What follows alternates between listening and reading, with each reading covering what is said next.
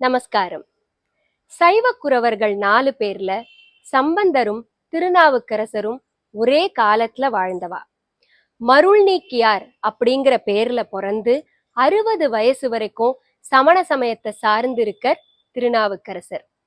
சூலை நோயால பாதிக்கப்பட்டு கூற்றாயினவாறு விளக்குகளீர் அப்படிங்கிற முதல் தேவாரத்தை பாடி அன்னியிலிருந்து திருநாவுக்கரசர் அப்படின்னு புகழ் பெறறர்.